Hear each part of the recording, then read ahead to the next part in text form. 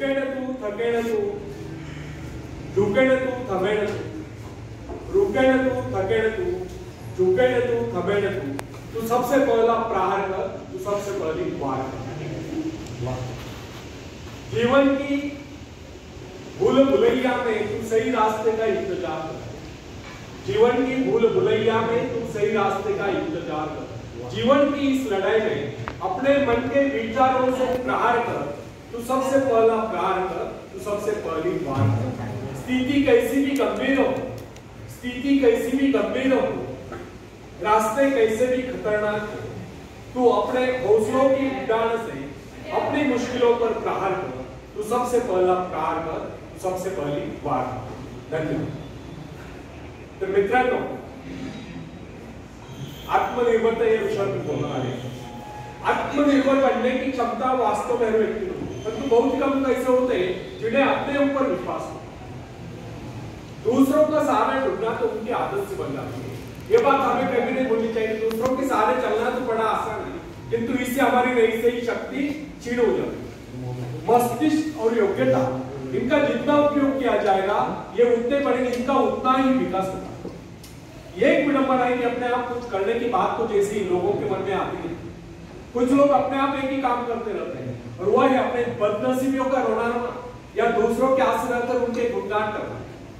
ऐसे लोग जिन्हें सदा दूसरों के बल पर विश्वास होता है, वे केवल पिछलकों की संख्या पाकर निंदा के पात्र बने रहते हैं। ऐसे लोग अपने आंतरिक शक्तियों का भी लाभ नहीं उठा पाते। यह नहीं समझना, आप यदि जन्मजात नेता नहीं है तो ऐसे लोग जन्मजात कौन क्या होता है, कोई महान नहीं होता, कोई वैज्ञानिक नहीं होता, बल्कि एक अबोध जन्म के बाद अपने में ऐसी शक्ति पैदा करता है जिसके सहारे वो अपने व्यक्तित्व की एक अलग पहचान बना लेता है।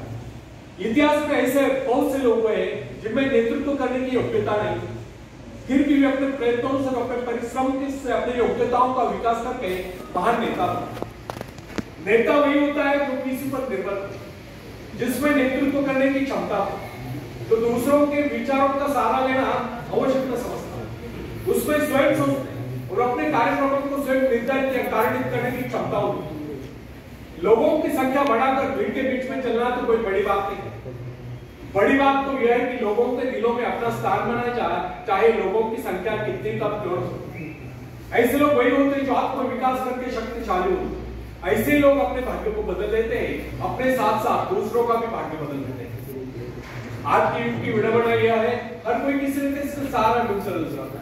किसी को अपने धन का सहारा लेना पड़ता है, किसी को अपने मित्र का, कुछ तो अपने वंश पर ही पूरे नहीं समझ। ऐसे तो बहुत ही कम लोग होते जिन्हें अपने ऊपर पूरा विश्वास है। दूसरों की शक्ति पर जीने वालों का एक मनोज्ञान यह भी होता है कि ऐसे लोग सदैव किसी न किसी को दोषी ठहराकर अपना पक्ष बचाने के अवसर ढूंढा करते हैं। वास्तविकता यह है, इस प्रकार की आदत कायर प्रवृत्ति की परिचायक है। आत्मनिर्भर बनिए या आत्मनिर्भर बनने की आदत डालिए। आदत का आरंभ उस समय होता है जब एक बच्चे को उसका पिता कोई विशेष कार्य करने को कहता है तो वो संतुष्ट नहीं होता, लेकिन जब वो अपने ढंग से उसी कार्य को करता है, उसे पूरा करने के लिए संघर्ष कर विजय प्राप्त करता है, तो उसके चेहरे पर खुशियों की लहरें खिलती नजर आती है। इस प्रकार की विजय की भावना उस बालक को शक्तिशाली बनने का एहसास दिलाती है। फ्रेंड्स, स्कूल की शिक्षा या कॉलेज की शिक्षा केवल व्यक्ति की व्यवहार कुशलता और योग्यताओं की वृद्धि नहीं करती, यह तो व्यक्ति के हाथ में औजार थमा देती है। इस औजार का सही इस्तेमाल करना आदमी को स्वयं सीखना पड़ता है। हेनरी वार्ड टीचर अपने समय के एक महान विचारक अपने बारे में कथा सुनाया करता। जब मैं बच्चा था तब मुझे किसी तरह से आत्मविश्वास की शिक्षा दी। मुझे ब्लैक बोर्ड के पास भेजा जाता, मुझ में शंका और संदेह होने का रोक। मेरे टीचर मुझे बार बार कहते इस पाठ को अवश्य कर लेंगे। उनके स्वर में काफी क्रोध हुआ करता था। उनका यही कहना था कि हमें केवल प्रश्नों के उत्तर चाहिए। यद्यपि उन शिक्षकों का यह व्यवहार कठोर ही प्रतीत होता था, किंतु इतने सारे बच्चों को सीधी राह पर लाने के लिए उनका यह व्यवहार उचित था। और इस व्यवहार का ही नतीजा था कि 1 मास से भी कम समय में विधि ने मन मैं उन सभी सवालों के जवाब निकलने लगा जो मुझे सबसे कठिन लगता। एक दिन मुझे ब्लैक बोर्ड पर सवाल हल करने को कहा। जैसे मैंने सवाल को किया, टीचर बड़े कठोर अंदाज में बोले बिल्कुल। अब मेरे बच्चे को उन्होंने किसी दूसरे छात्र को बुलाकर उसी सवाल को हल करने को कहा। उसने उसी तरीके से सवाल को किया जिस तरीके से मैंने किया था। मेरा उसका जवाब दे उसकी पीठ थपथप अगर बोले शाबाश, तो इस सवाल को हल करने में सफल हो गए। हम मुझसे रहा नहीं, मैंने तुरंत ही खड़े होकर पूछा, सर यदि इसका और मेरा जवाब है कि सुलझाने का तरीका ही है, फिर आपने मुझे डांट कर गलत क्यों कहा? तब टीचर बोले, यह बात तूने पहले क्यों नहीं की जब मैंने तुझे गलत कहा? फ्रेंड्स, केवल पाठ को याद करने से कोई मतलब नहीं। हमारे भीतर ये तो विश्वास होना चाहिए कि जो कुछ हमने याद किया उसे कोई काट नहीं सकता। इसे ही आत्मविश्वास बोलते हैं। तो जिनमें आत्मविश्वास होता है वही कर दे सकता है, वही बस यानी कि चर्चा कर सकता है। लेकिन जिसे स्वयं अपने ऊपर ही विश्वास न हो, वह क्या कर करेगा? उसके तो अच्छे कार्यों को भी अगर हमने गलत कहा तो उसे यही समझ लेना होगा, हो सकता है वो गलत।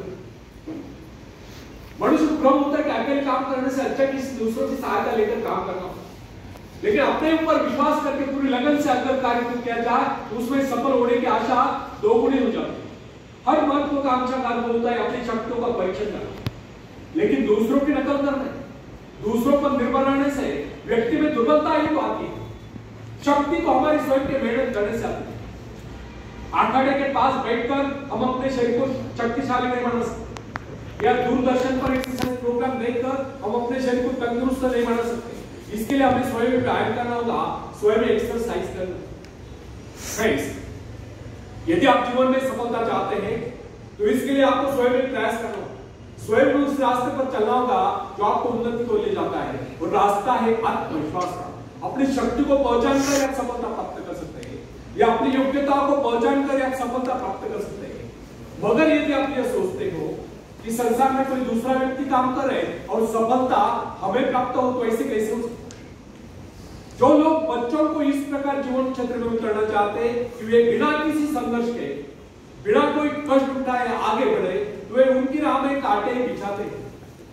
संतान को ऐसा बनाना है कि वो किसी भी प्रकार के संघर्ष का सामना करने में अयोग्य हो, तो इसका सीधा अर्थ यह हुआ कि वे लोग अपनी संतान का भविष्य शुरू से बिगाड़ रहे हैं। संतान को सुख और यश के झूले में झुलाने वाले माँ बाप संतान के सबसे बड़े दुश्मन होते हैं। दूसरों की तो छोड़ो, वे उसे स्वयं को पहुंचाने की जौहमत या स्वयं को पहुंचाने के कष्ट भी उठाने नहीं देते। बच्चों को भी समझना चाहिए, स्वर्ग जाने की इच्छुक को स्वयं ही मरना पड़ता है। स्वर्ग वही जाएगा जो मरेगा, दूसरा कोई नहीं जा सकता। इसी प्रकार जीवन का सच्चा आनंद वही पाएगा जो अपनी आत्मा की शक्ति को पहुंचाए। फ्रेंड्स, यदि आप किसी कार्य में कामयाबी चाहते हो तो उसके पीछे अपनी पूरी शक्ति लगा लेना। नवयुवकों का या नवयुवतियों का स्वभाव होता है सहना, सीखना, अनुसरण करना।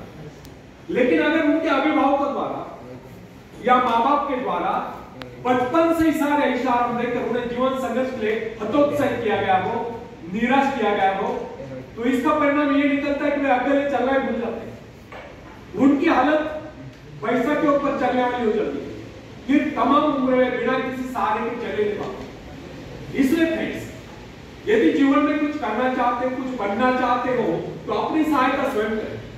किसी की सिफारिश या प्रभाव से आगे बढ़ने के प्रयत्न आपके भविष्य को नष्ट कर रहे हैं।